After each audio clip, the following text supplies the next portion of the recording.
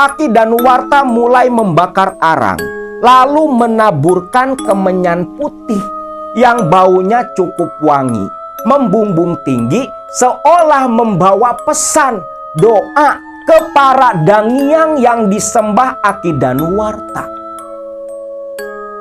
Dan dengan pandangan matanya sendiri, Utami sempat melihat seekor harimau sebesar sapi berjalan mendekat ke arah Gua Langkop, berdiri diam, menatap dengan lembut ke arah Utami.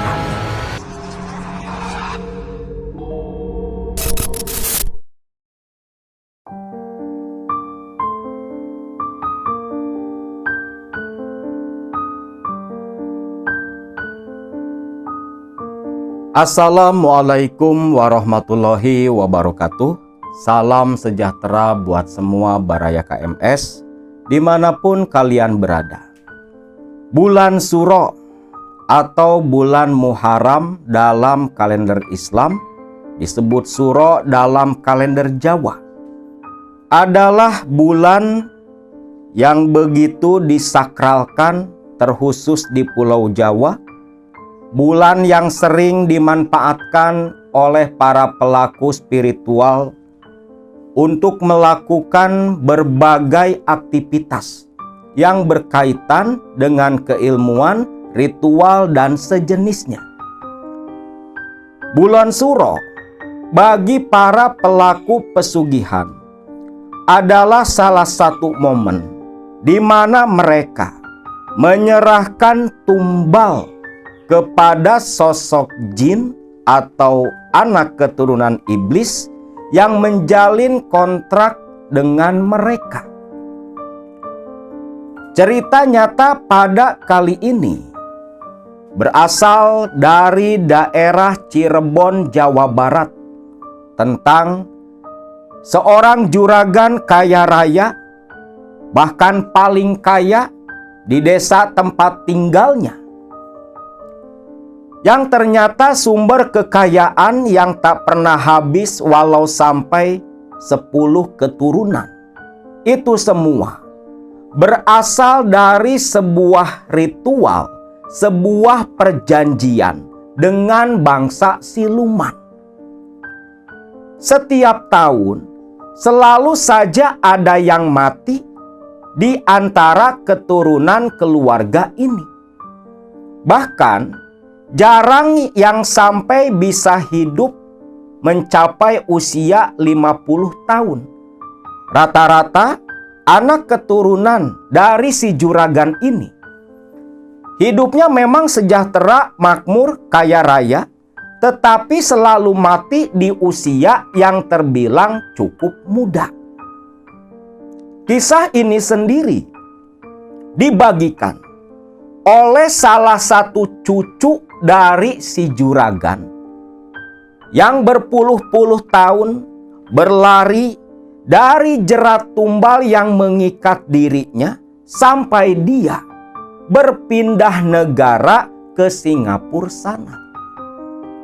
Mbak Utami, salah satu TKW perempuan yang sudah puluhan tahun menetap dan bekerja di Singapura. Mbak Utami membagikan kisah perjalanan hidupnya kepada salah satu rekan sesama TKW yang kerja satu atap dengan dirinya.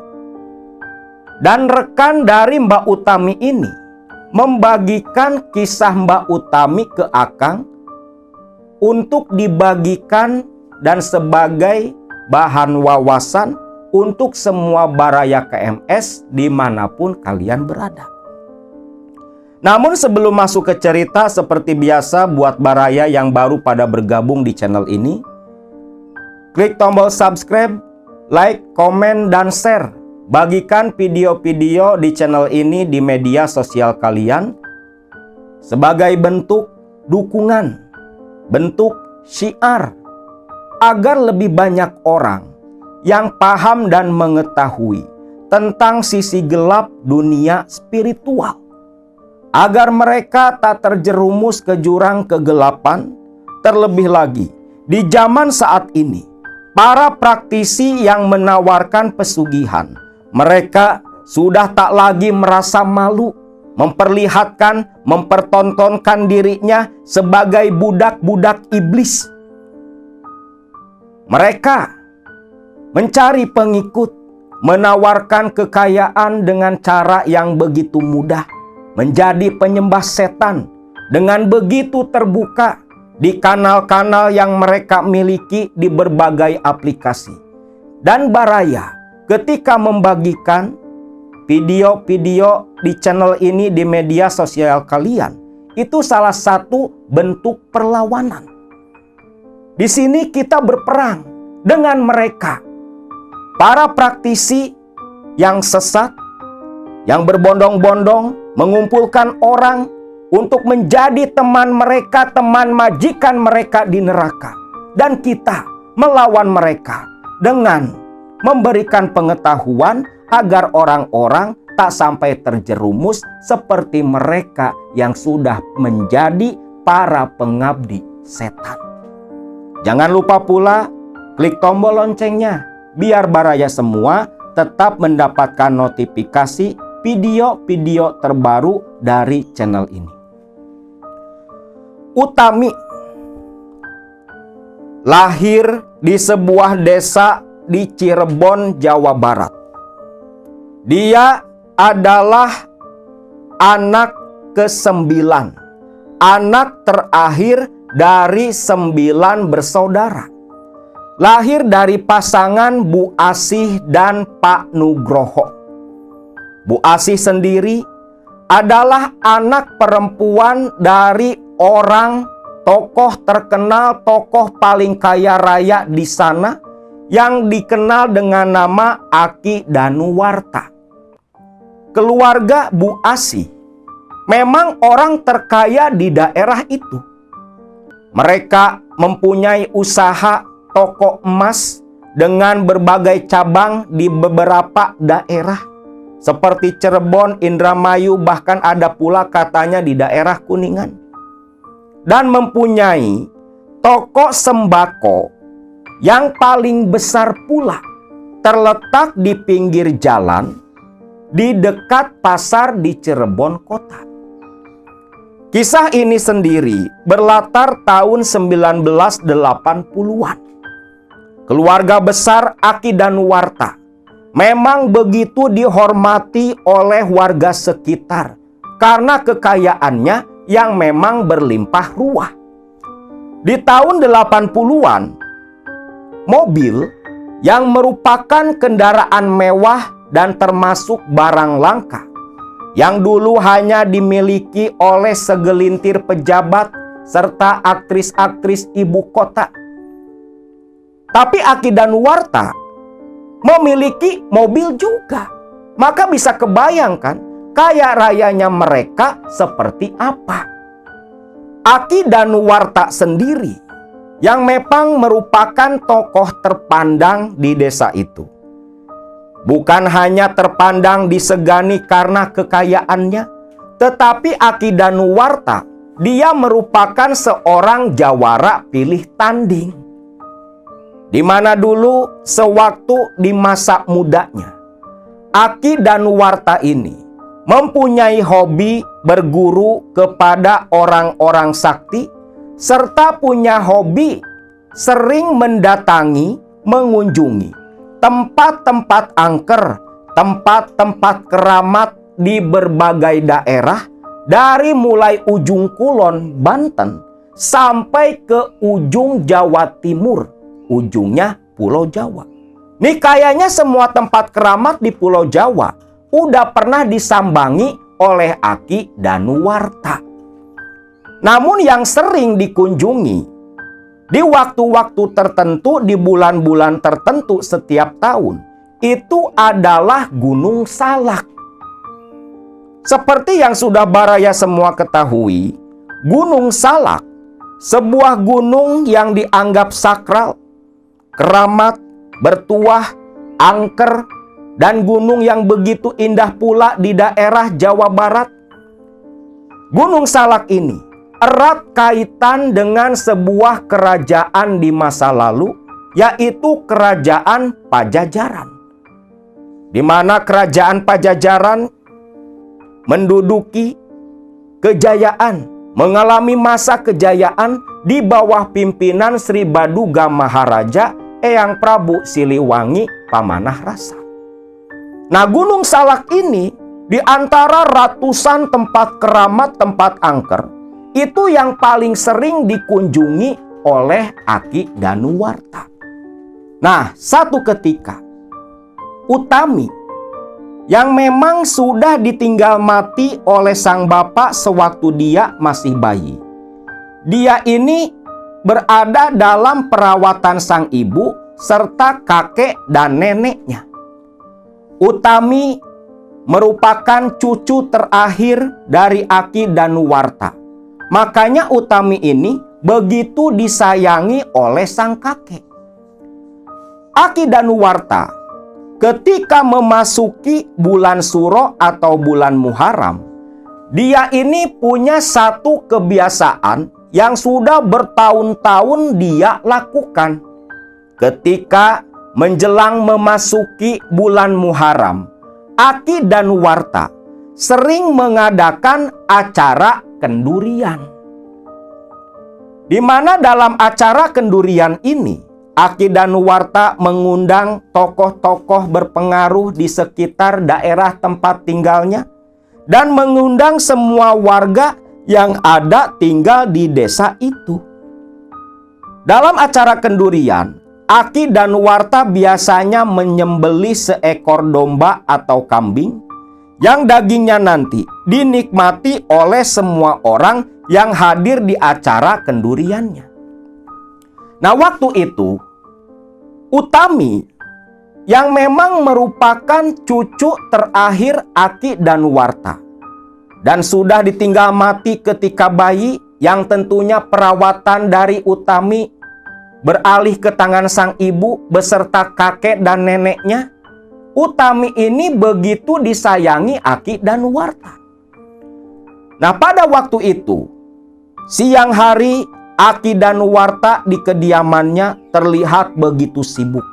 Para tetangga dekat semua datang untuk bantu-bantu rewangan. Semua anak keturunan Aki Danuwarta, anak cucu mantu berkumpul pula di rumah besar dan mewah itu. Semua sibuk mempersiapkan acara kendurian yang biasanya diselenggarakan selepas asar. Isinya ya tawasulan, berdoa bersama. Yang tentunya dengan tindakan seperti itu, gak akan ada orang yang punya pikiran aneh menyangkut pautkan kekayaan Aki Danuwarta dengan yang namanya pesugihan. Saat itu, seekor domba jantan berwarna hitam yang begitu gemuk disembelih di belakang rumah. Lalu dikuliti, namun kepalanya itu dipisahkan, diambil oleh Aki Danuwarta ke dalam rumah. Nah, salah satu warga yang baru ikut rewangan di kenduriannya Aki Danuwarta, dia bertanya ke salah satu kawannya waktu lagi nyisit kulit domba. "Kang, lah itu kok kepalanya malah dibawa? Apa nggak sekalian aja nanti dimasak dibarengin sama dagingnya?"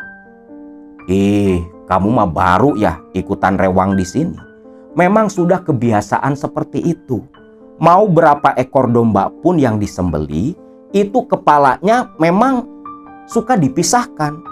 Karena kepala domba itu makanan favoritnya Juragan Danuwarta. Oh gitu. Tak kira kalau orang kaya nggak senang sama kepala domba. Yo sama aja kayak kita. Wis beresin. Habis beresin nih domba, kita nyembelih puluhan ekor ayam tuh. Buat makan nanti para tamu yang datang ke kendurian.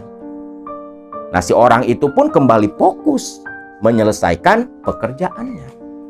Singkat cerita, selepas azan asar berkumandang, tenda yang sudah didirikan, deretan kursi seperti mau acara hajatan, mulai terisi penuh oleh para tamu undangan.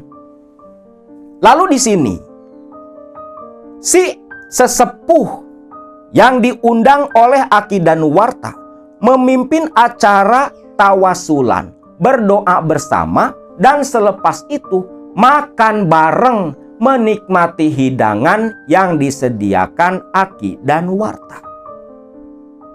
Acara selesai sebelum maghrib. Para tamu undangan satu persatu sudah pada bubar kembali ke kediaman masing-masing. Hanya tersisa beberapa orang tetangga yang bantu-bantu membereskan bekas acara kendurian. Malam harinya, di malam 2 Muharram, Utami, pada waktu itu dia tak bisa tidur sama sekali. Rumah Aki Danuwarta, tempat dia tinggal selama ini, terasa begitu berbeda. Di dalam rumah yang biasanya adem, dingin, malam itu terasa panas, sampai keringat dari tubuh Utami bercucuran. Sekitar jam 9 saat itu, di mana keluarga besar sudah pada bubar pulang kembali ke rumah masing-masing, termasuk Bu Asih, ibu kandungnya Utami. Di rumah itu hanya tinggal mereka bertiga, Aki Danuwarta, Nyai Sutinah, dan Utami cucunya. Jam 9 malam itu, Utami awalnya dia mau ke kamar mandi. Namun ketika memegang gagang pintu kamar, terdengar suara Aki Danuwarta dan neneknya berbicara di ruang tamu. Utami pun mengurungkan niatnya. Dia berdiri diam, menguping, menempelkan telinga ke pintu kamar. Terdengar jelas sekali pembicaraan sang kakek dengan neneknya. Neneknya di sini bertanya kepada Aki Danuwarta, "Pak, bulan Suro saat ini, siapa di antara keturunan kita yang akan kita tumbalkan untuk para dangiang?" Tenang saja, Bu. Semua sudah dipersiapkan jauh-jauh hari. Untuk tumbal di bulan Suro tahun ini, berdasarkan wangsit yang Bapak terima, yang akan diserahkan itu salah satu anak atau menantu si Asih yang diminta para dangiang dari Gunung Salak. Siapa, Pak? Halah, terserah saja mau siapapun. Yang jelas, salah satu anak mantunya si Asih. Biarkan saja. Toh nanti, kalaupun mati, si Asih bisa mencari penggantinya, ucap Aki Danuwarta. Mendengar itu, Utami pun ketakutan. Gak nyangka, seumur-umur baru tahu kalau ternyata acara kendurian itu adalah kedok Aki Danuwarta untuk mencari calon tumbal. Lu bayangin, ini ada 500 warga nih yang ikut makan. Berarti kan udah menikmati hartanya Aki Danuwarta. Lah bebas mau numbalin siapapun, karena syaratnya itu harus si calon tumbal sudah memakan walau sedikit harta milik Aki Danuwarta. Bergidik ngeri Utami mendengar itu semua. Lantas sekarang bagaimana, Pak? Ya biasa, kau siapkan sesaji dan kepala domba. Ritual kita lakukan sekarang di belakang rumah. Tapi si Utami sudah tidur belum? Sudah, Pak. Tadi mah sudah tertidur lelap.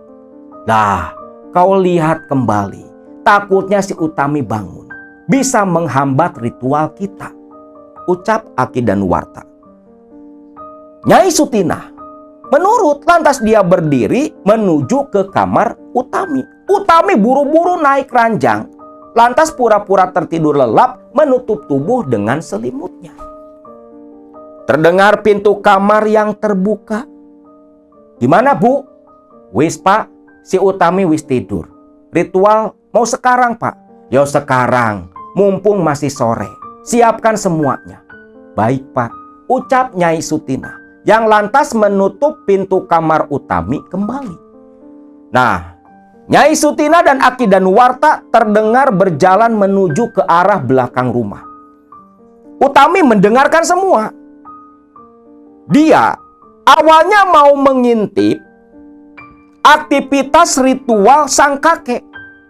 Namun baru keluar dari kamar beberapa langkah, Utami berdiri karena tiba-tiba mencium bau minyak melati yang begitu tajam. Bulu kuduknya lantas meremang dan Utami mendengar suara seperti tawa perempuan dari atap rumah mereka. Utami yang mau ngintip pun gak jadi. Dia berlari masuk ke dalam kamar, meringkuk di ranjang begitu ketakutan. Sedangkan di dapur, sesaji yang memang tadi selepas Isya sempat Utami lihat. Di atas nampan anyaman bambu yang disebut tampah, itu ada berbagai banyak barang. Dari mulai jajanan pasar, rujak-rujakan, kembang 7 rupa, kembang setaman, kopi, teh pahit, teh manis, segala macam ada lah. Bahkan ada nasi tumpeng pula berwarna kuning. Yang Utami kira tadi itu sisa kendurian yang tak habis dimakan. Yang padahal itu buat sajen. Nah, Nyai Sutina mengambil kepala domba dengan tanduknya yang begitu besar, lantas diletakkan di tengah nampan menyatu dengan umbo rampe dan sejenisnya. 2 buah nampah berisi sesaji dibawa Nyai Sutina ke belakang rumah yang memang cukup luas dan dipasangi pagar cukup tinggi. Sampai orang luar yang lewat pun tak akan bisa melihat ke dalam. Dan meletakkan 2 tampah itu di atas tanah. Aki Danuwarta lalu menggelar kain kafan di atas tikar sebagai alas duduk untuk melakukan ritual tumbal. Di sini Aki Danuwarta ditemani istrinya mengenakan pakaian serba hitam, duduk bersila. Nyai Sutina bersimpuh di belakang sang suami. Aki Danuwarta mulai membakar arang, lalu menaburkan kemenyan putih yang baunya cukup wangi, membumbung tinggi seolah membawa pesan doa ke para dangiang yang disembah Aki Danuwarta. Nah, ketika kakek neneknya lagi ritual di belakang rumah, di kamar Utami tadi lagi ngeringkuk ketakutan di atas ranjang. Di tengah ketakutannya, tiba-tiba terdengar suara burung gagak berbunyi di atap kamarnya Utami. Bukan hanya burung gagak, Utami kembali mencium bau kemenyan disertai bau melati yang tajam. Yang tak berselang lama, terdengar pula tawa perempuan yang begitu menyeramkan. Sepertinya ikut duduk pula bersama gagak hitam di atap kamarnya Utami. Lu bayangin, gimana seremnya perasaan Utami pada waktu itu. Esok paginya, Utami yang memang baru bisa tertidur lelap sekitar jam 3 pagi. Esok paginya Utami pun dibangunkan oleh kakek dan neneknya. Ketika Utami terbangun, ada rasa takut dalam hati. Namun Utami berusaha menyembunyikan ketakutannya itu. Utami pun izin untuk mandi ke belakang. Namun selepas mandi tak lupa Utami menengok ke halaman belakang. Di situ ada bekas ritual. Dan ada bekas galian yang ditimbul, yang Utami kira disitulah kepala domba ditanam oleh Aki dan Nuwarta. Utami selepas mandi dan sarapan minta diantar pulang kepada kakeknya menuju rumah sang ibu yang masih tinggal satu RT di desa itu pula. Dianterin pulang nih Utami ke rumah ibunya. Awalnya di rumah, selepas sang kakek pergi, Utami ini mau cerita ke Bu Asih. Namun takut menyinggung sang ibu. Nah, selang beberapa hari, pasca ritual sajen ritual penumbalan bulan Suro itu, sekitar tanggal 5 Muharram, Utami ingat betul, malam itu Utami baru saja masuk ke dalam kamar, namun tak berselang lama, terdengar pintu rumah diketuk, uluk salam dari luar pun terdengar. Ada yang bertamu ke rumah mereka. Terdengar pula suara sang ibu, Bu Asih. "Waalaikumsalam, tunggu sebentar." Sambil tergopoh-gopoh lari ke ruang tamu. Tak berselang lama pintu terbuka. Tahulah Utami, ternyata yang datang itu kakak ketiganya yang bernama Mbak Anis datang berkunjung malam hari. Utami pun keluar menyambut sang kakak. Utami dipeluk oleh Anis, kakak perempuannya. "Wis, kamu yo tidur. Kakak, ada yang mau dibicarakan dengan ibu," ucap Anis kepada Utami. Sepertinya ada yang penting nih. Bu Asih pun berkata, "Wis nduk, tidurlah sana. Masuk ke kamar. Jangan ganggu. Ini urusan orang dewasa." Si Utami nurut gitu aja. Namun dia nggak langsung tidur, tapi menguping dari balik pintu. Nah, tak berselang lama, Bu Asih dan anaknya Anis duduk di ruang tamu dan berbicara.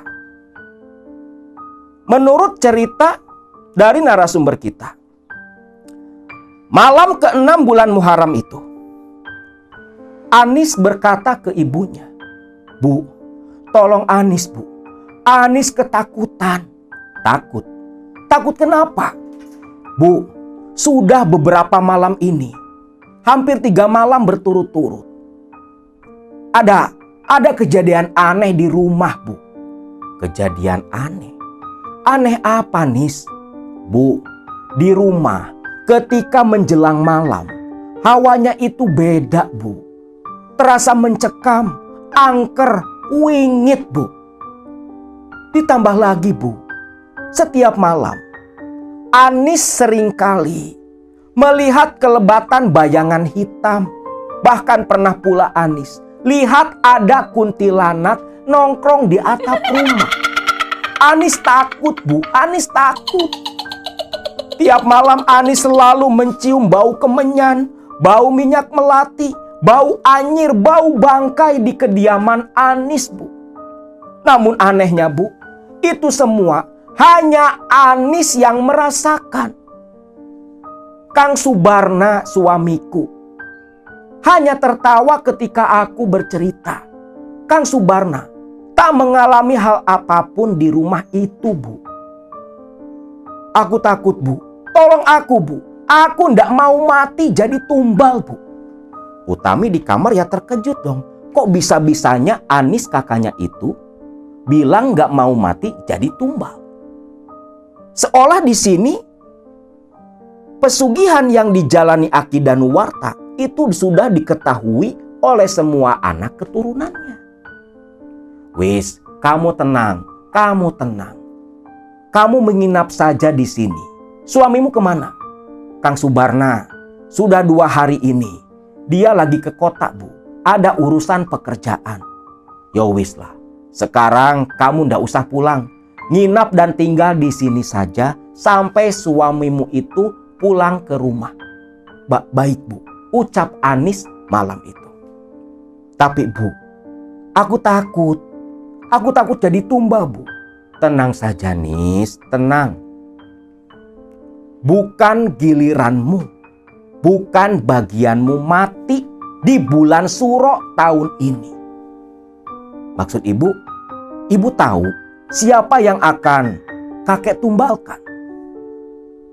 Ibu memang belum tahu, tetapi batin ibu punya perasaan kuat. Insting ibu gak bisa bohong. Kamu akan selamat. Percaya sama ibu. Kalau tak percaya, makanya kamu ibu suruh tinggal di sini, biar kamu ini aman. Ingat, ibu ini anak kesayangan kakekmu.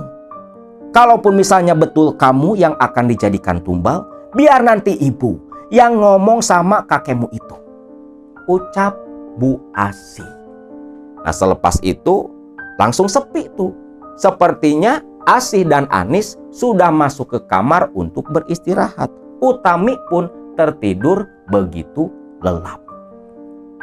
Sejak hari itu Anis memang tinggal di rumah Bu Asih. Tak terasa sudah 2 hari 2 malam tinggal menginap di rumah sang ibu. Sobarna, suami dari Anis yang memang banyak urusan di luar kota, urusan pekerjaan. Perlu Baraya semua ketahui, semua anak dan cucunya Aki dan Nuwarta itu punya usaha masing-masing dan semua dimodali oleh Aki dan Nuwarta. Makanya kalau nikah sama keluarga ini nih, lu orang kere bisa langsung kaya raya. Cuman resikonya yaitu siap-siap terpilih jadi tumbal. Gak ada yang enak, bro. Nah, di hari ketiga Anis menginap di rumah ibunya. Pagi hari itu Anis sedang menyapu di halaman rumah sang ibu. Bu Asih di dapur menyiapkan sarapan, sedangkan Utami sedang mandi di belakang. Anis yang sedang asik menyapu bebersih di depan rumah, tiba-tiba terkejut mendengar suara langkah kaki berlarian dari kejauhan. Loh, ini ada apa? Pikir Anis. Anis pun kan keluar dari halaman tuh. Tiba di pinggir jalan ketika menengok. Lah, itu Mbak Anis. Mbak, gawat Mbak, gawat. Teriak 2 orang lelaki yang berlari ke arah Anis. Loh. Ini ada apa toh mas? Waduh Mbak, gawat Mbak. Kang Sobarna Mbak. Kang Sobarna? Sobarna suamiku. Lah iya, suaminya Mbak Anis. Gawat Mbak. Gawat kenapa toh mas? Jangan bikin penasaran loh. Terlihat 2 orang ini begitu panik. Mbak, Kang Sobarna Mbak. Kang Sobarna kecelakaan. Kecelakaan tunggal Mbak. Tabrakan motornya Mbak. Sekarang jenazahnya sudah ada di rumah Mbak Anis. Sudah di teras Mbak. Mendengar itu terkejutlah Anis. Apa? Kang Sobarna mati? Iya Mbak. Kang Sobarna mati Mbak. Innalillahi ya Allah. Ya udah Mas, sekarang Mas berdua balik lagi ke rumah saya. Saya mau ngabari ibu saya. Mau ngabari ibu saya Mas. Iya Mbak. Kami pamit Mbak. 2 orang itu pun pamitan langsung lari kembali ke rumahnya Anis. Anis langsung teriak, "Bu, ibu!" teriak Anis. Berlari masuk ke dalam kamar. Tentunya Utami dan ibunya Asih kaget dong. Utami lari-lari teriak memanggil sang ibu. Utami yang baru selesai mandi langsung keluar masih mengenakan samping handuk. Ibunya di dapur pun kaget. Masakan dia hentikan, dia menoleh. Ono apa, Nduk? Ono apa? Bu. Bu. Anu apa? Anu apa? Ngomong, ada apa? Bu. Aku selamat, Bu. Aku selamat. Selamat? Lah maksudmu apa? Selamat dari apa? Bu. Aku selamat. Aku ndak jadi mati. Lah, terus? Itu Bu, Kang Sobarna sing mati Bu. Kang Sobarna, aku selamat Bu, aku selamat. Alhamdulillah Bu, aku ndak jadi mati. Suamiku yang mati Bu. Lo bayangin dah, nih bini sampai jingkrak-jingkrak ketawa bahagia dengar suaminya mati. Nah berarti di sini apa? Ternyata yang ditumbalkan oleh Aki dan Nuwarta itu adalah mantunya Asih, suami dari Anis. Utami mendengar itu pun terkejut. Pahamlah dia kalau memang betul semua anak keturunan Aki Danuwarta mengetahui perihal perjanjian setan yang keluarga besar mereka miliki. Maka Bu Asih, Anis, dan Utami langsung berkemas mengenakan pakaian, lari menuju ke rumahnya Anis, dan ketika tiba di sana, para tetangga termasuk beberapa saudara Anis dan Asih sudah ada hadir pula, berkerumun mengerumuni jenazah dari Kang Sobarna. Hari itu pula jenazah Kang Sobarna langsung diurus oleh warga, lantas dikebumikan di pemakaman umum desa mereka. Waktu berlalu, kehidupan berjalan seperti biasa kembali pasca kematian Kang Sobarna. Setiap salah satu anggota keluarga meninggal dunia, baik keluarga sedarah atau yang terikat pernikahan atau terikat kekerabatan. Jadi yang tiap tahun mati itu nggak selalu yang sedarah keturunan Aki Danuwarta. Bisa mantu, bisa saudaranya menantu. Yang penting ya syaratnya satu, ada ikatan keluarga, walau dari ikatan pernikahan, dan sudah memakan harta milik Aki Danuwarta tanpa hasil keringat. Jadi makan harta cuma-cuma nih, kayak pemberian. Beda lagi kalau hasil upah kerja. Makanya nih zaman dulu, orang-orang tua itu selalu berpesan ke anak-anaknya begini. Kalau nemu uang di jalan, jangan langsung diambil. Joget-joget dulu. Habis dijogetin tuh duit, baru lu ambil. Kenapa? Takutnya itu uang tumbal. Kalau nanti setannya datang, bisa nolak diambil. Lah ini mah upah gua joget gitu. Itu anekdotnya seperti itu. Jadi nggak bisa nih asal ngambil tanpa memakan harta secara gratis. Nah, setiap ada anggota keluarga yang mati, kekayaan Aki Danuwarta ini semakin bertambah.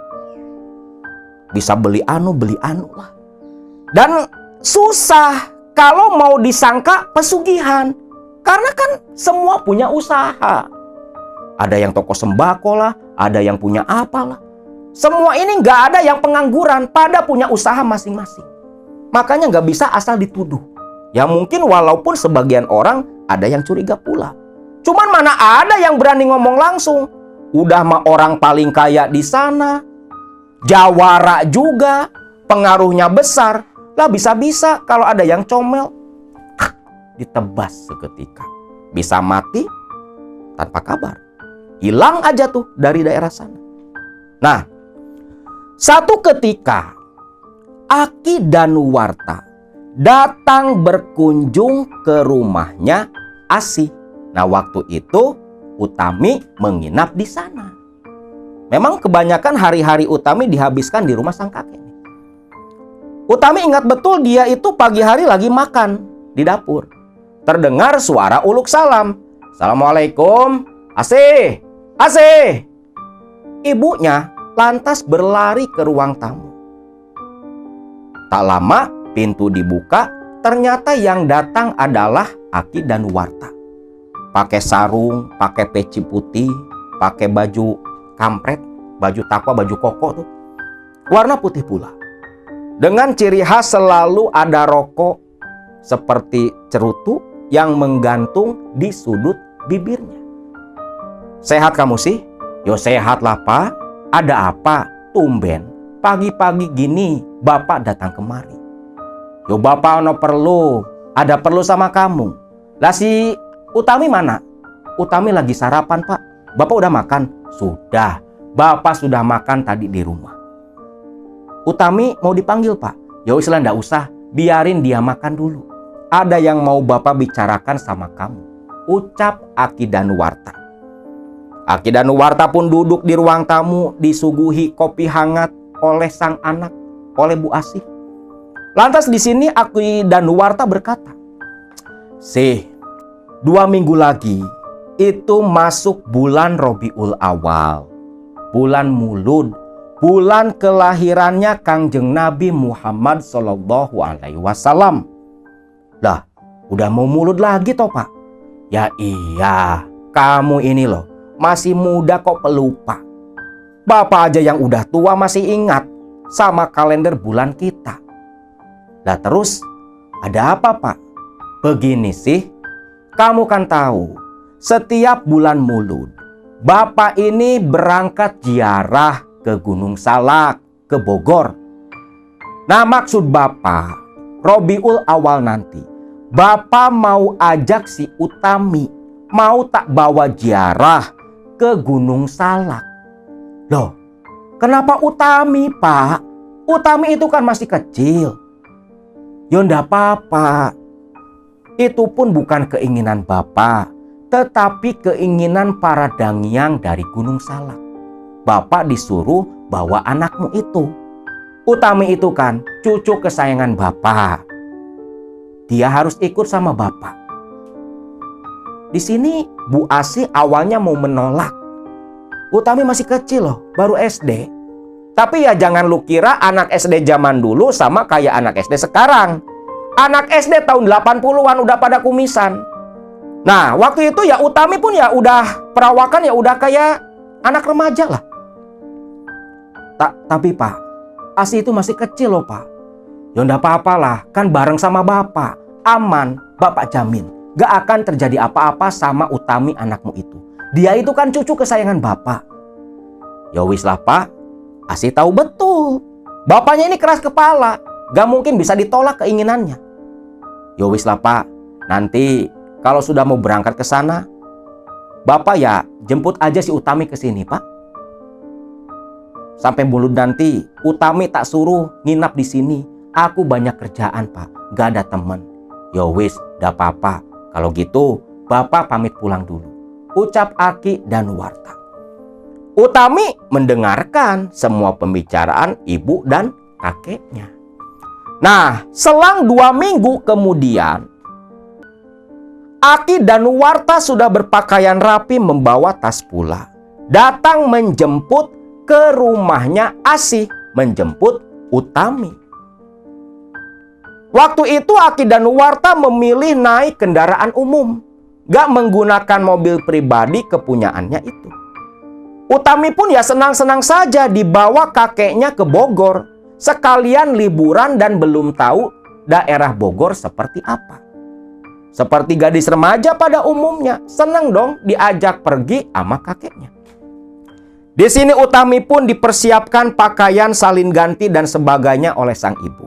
Berangkatlah waktu itu tanggal 6 Robiul Awal bersama sang kakek menuju ke Kabupaten Bogor. Mungkin kendaraan transportasi di masa lalu belum secanggih seperti zaman ini. Karena perjalanan dari Cirebon ke Bogor sana, menurut ceritanya itu hampir memakan waktu yang begitu lama. Berangkat dari Cirebon sekitar jam 10 pagi. Tiba di Bogor jam 9 pagi. Wih, gila kan? Udah kayak dari Jabar ke Jawa Timur sekarang.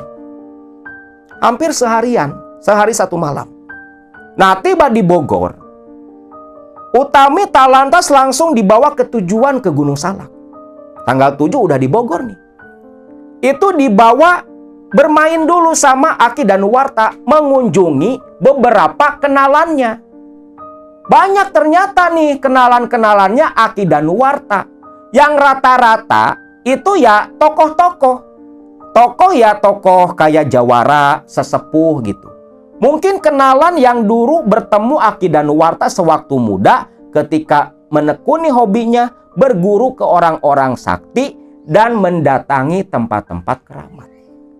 Bahkan ada salah satu kenalan Aki Danuwarta yang merupakan seorang kiai pula di daerah Bogor sana. Nah, Aki Danuwarta tanggal 7 Robiul Awal itu menginap di salah satu kawannya yang mempunyai seperti padepokan silat. Maka malam harinya yang kebetulan berbarengan dengan waktu latihan murid-murid kawan kakeknya, Utami ini gak tidur. Dia nonton gerak jurus silat-silat yang dilakukan murid-murid kawan sang kakek. Jadi hiburan tersendirilah buat Utami.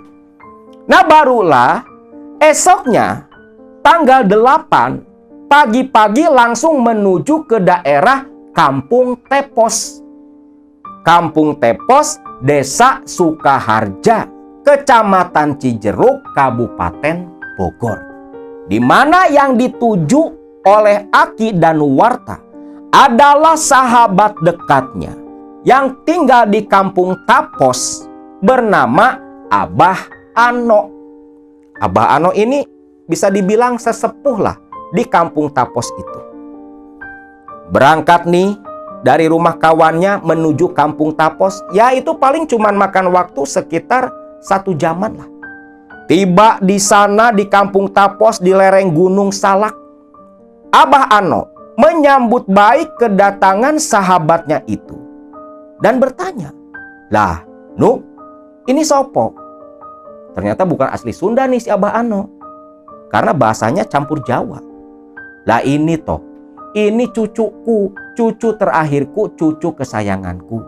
Utami, kenalin, ini sahabat kakekmu, Abah Ano. Salaman sana." Utami pun dengan sopan bersalaman mencium tangan Abah Ano. Yo wis, kalian kan capek di perjalanan. Yuk, makan dulu, istirahat di dalam." Istrinya Abah Ano pun keluar menyambut para tamunya.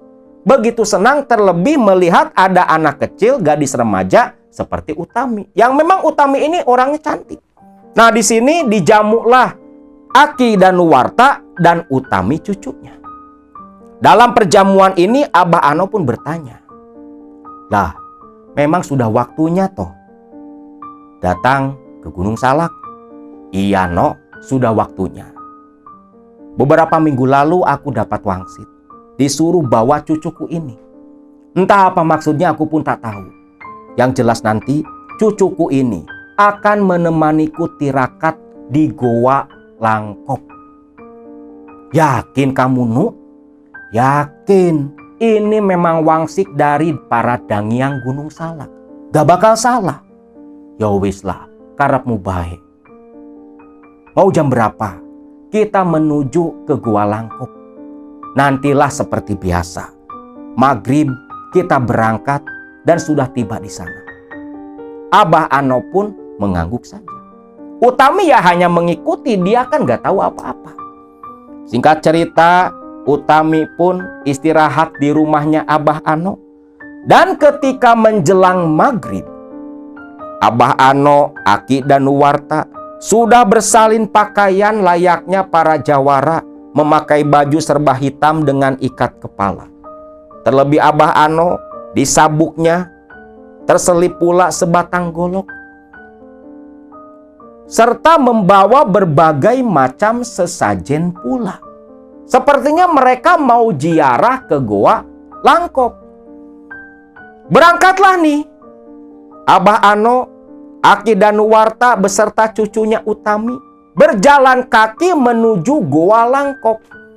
Goa Langkop ini salah satu situs cagar budaya warisan leluhur, di mana di Goa Langkop ini memang tempat yang begitu dijaga oleh masyarakat di sana. Goa Langkop, goa yang memang dikeramatkan dan dianggap begitu sakral oleh orang-orang di lereng Gunung Salak. Di Goa Langkop ini ada beberapa tokoh yang disemayamkan di sana. Salah satunya di antaranya adalah Syekh Sahadat Sakti, Raden Prabu Sakti, Mbah Jagaraksa, serta Raden Purba Kawasa. Yang dimana keempat tokoh ini makomnya berada di sekitar area Goa Langkop. Goa Langkop juga itu dipercaya sebagai tempat pertapaan Eyang Prabu Siliwangi. Tempat beliau berteduh, tempat beliau menyepi, tempat beliau bersembunyi dari kejaran anaknya yang memaksa Eyang Prabu Siliwangi meninggalkan ajaran leluhur dan masuk ke dalam agama Islam. Wallahu alam. Namun di sana, mitos dan legenda yang dipercaya, Goa Langkop ini dijaga oleh 2 ekor harimau. Harimau belang dan seekor harimau yang berwarna hitam, atau mungkin lebih dikenal dengan nama panter. 2 makhluk ini adalah para pengikutnya Eyang Prabu Siliwangi dan menjaga tempat pertapaannya Eyang Prabu. Singkat cerita, 1 jam kemudian nih, begitu lama perjalanan ya, karena Utami ini perempuan, terlebih kan gelap. Mereka semua tak membawa penerangan apapun, hanya mengandalkan insting dan ingatan tajam saking seringnya menuju Gua Langkop. Terlebih ya Abah Ano yang memang berpuluh-puluh tahun tinggal di sana. Tibalah mereka di area sekitar Gua Langkop, di mana di sekitar situ ada sebuah bangunan seperti saung yang oleh Mbak Utami disebutnya pendopo. Di saung itulah ketiga orang ini beristirahat melepas lelah sambil menunggu waktu tepat untuk melakukan tirakat. Hari itu, hari Kamis tanggal 8 Rabiul Awal 1407 Hijriah atau tahun 1987 Masehi. Tanggal Hijriah sama Masehi kalau nggak salah sama tuh, tahun 87. Bisa lu cek dah di kalender ya. Tanggal 8 Rabiul Awal 1407 Hijriah atau 1987. Kamis malam Jumat itu, Utami dengan kakek dan Abah Ano istirahat di pendopo, di saung. Saking lamanya Utami ini sampai ketiduran nunggu waktu untuk tirakat. Namun anehnya walau di gunung nih, tak ada seekor pun nyamuk yang menyambangi mereka bertiga. Lalu tepat sekitar jam 9 malam, Utami dibangunkan Aki Danuwarta. Ketika Utami terbangun, sang kakek berkata, "Nduk, sekarang sebelum masuk ke Gua Langkop, kita harus mandi dulu, bersuci dulu, bersih-bersih badan dulu. Kamu ikut, nanti kamu tak mandikan di tempat sumber mata air sekitar Gua Langkop," ucap Aki Danuwarta. Utami pun hanya mengangguk saja mengikuti perintah sang kakek. Lalu mereka bertiga berjalan menuju ke tempat pemandian. Yang sekarang tempat pemandian itu sering dipakai wudhu, mandi para peziarah yang datang ke Gua Langkop. Yang pertama mandi itu Abah Ano. Bergiliran nih mandinya. Selepas Abah Ano, masuklah Aki Danuwarta. Mandi sekitar 10 menitan, Aki Danuwarta pun keluar lalu memanggil Utami. "Nduk, sini Nduk, tak mandikan dulu." Utami pun ya mengikuti sang kakek. Utami disuruh menanggalkan semua pakaiannya, lalu dimandikan sambil dijampi-jampi didoakan oleh Aki Danuwarta. Dimandikan dengan air dari Gunung Salak yang sudah dicampur kembang setaman, diguyurkan ke sekujur badannya Utami. Selepas itu, mereka bertiga berziarah ke makam-makam para tokoh yang disemayamkan di sana.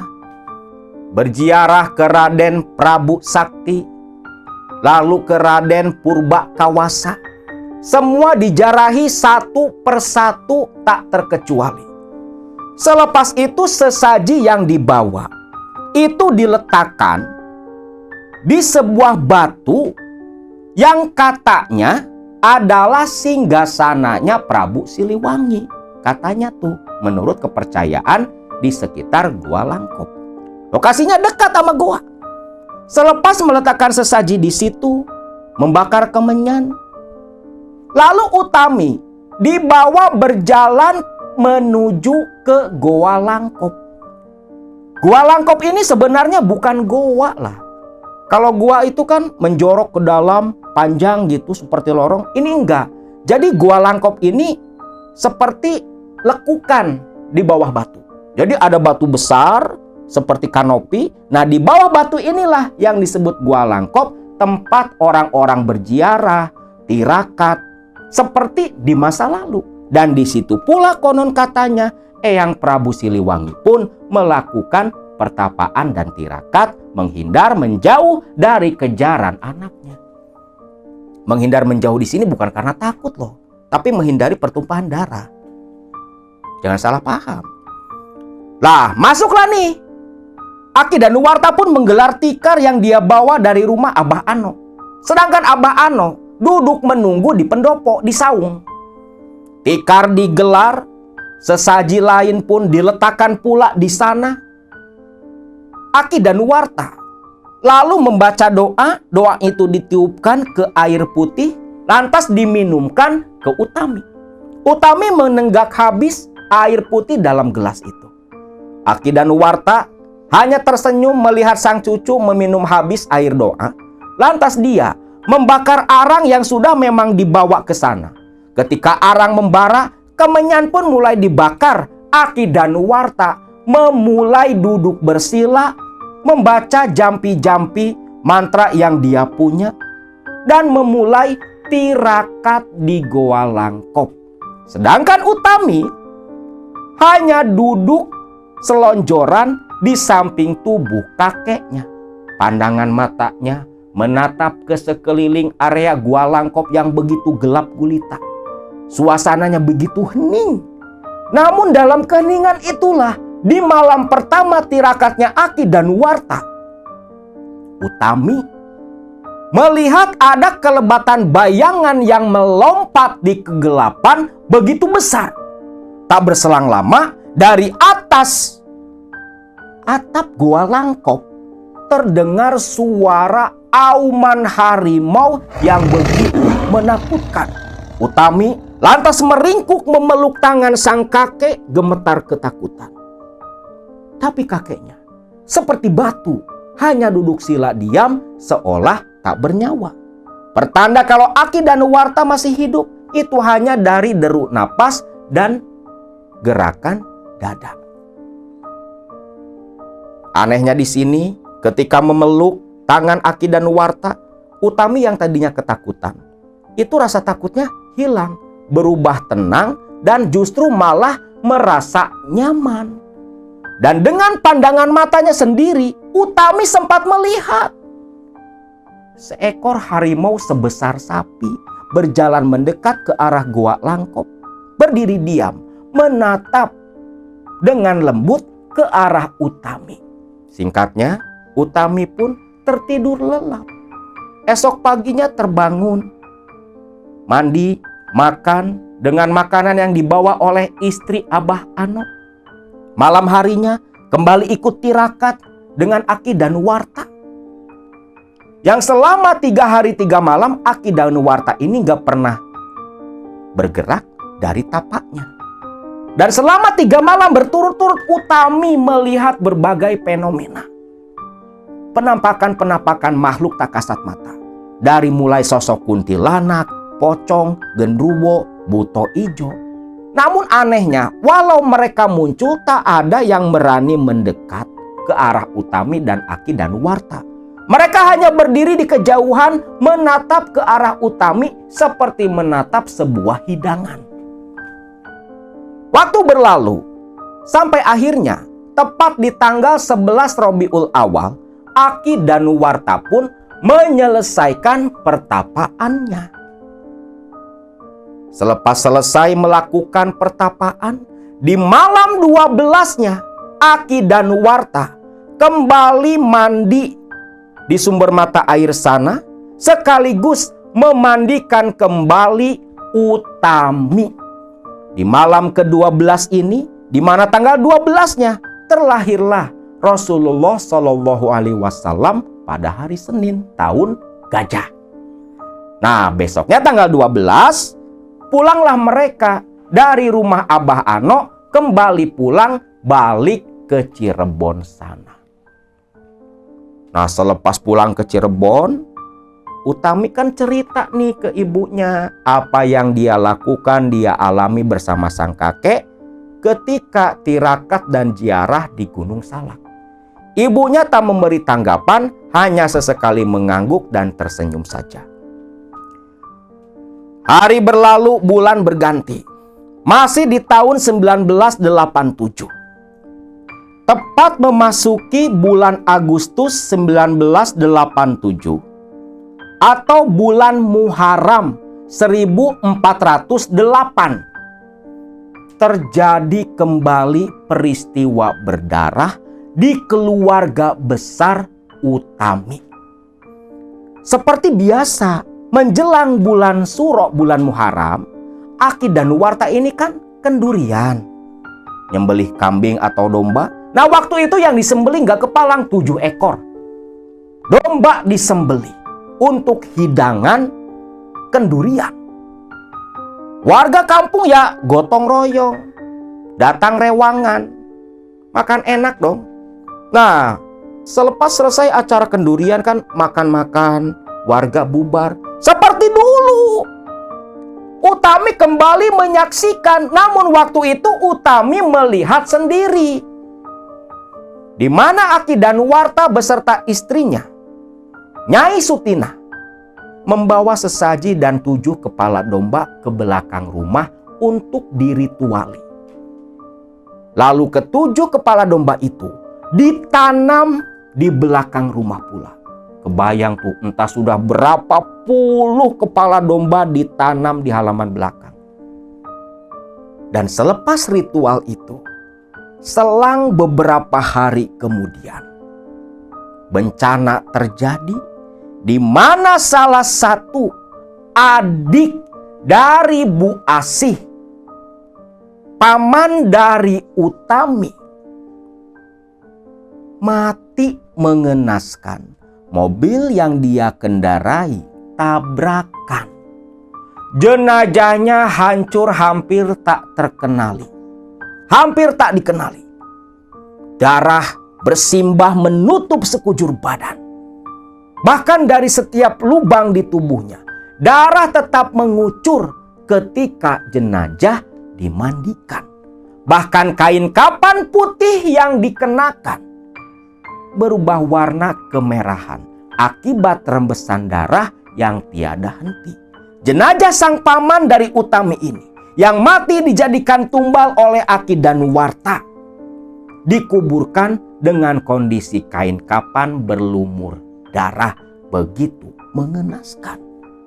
Pahamlah Utami, bukan dirinya yang akan dijadikan tumbal karena dia dibawa ritual ke Gunung Salak, tetapi sepertinya Utami, dia beranggapan kalau dirinya lah yang mungkin nanti akan meneruskan perjanjian setan yang dilakukan Aki Danuwarta. Nah, itulah kisah Mbak Utami yang terlahir dari keluarga kaya raya di Cirebon sana. Tetapi sumber kekayaannya dari hasil muja bersekutu dengan para dangiang dari Gunung Salak. Wallahu a'lam bishawab. Semoga cerita ini jadi hikmah, jadi pelajaran buat kita semua.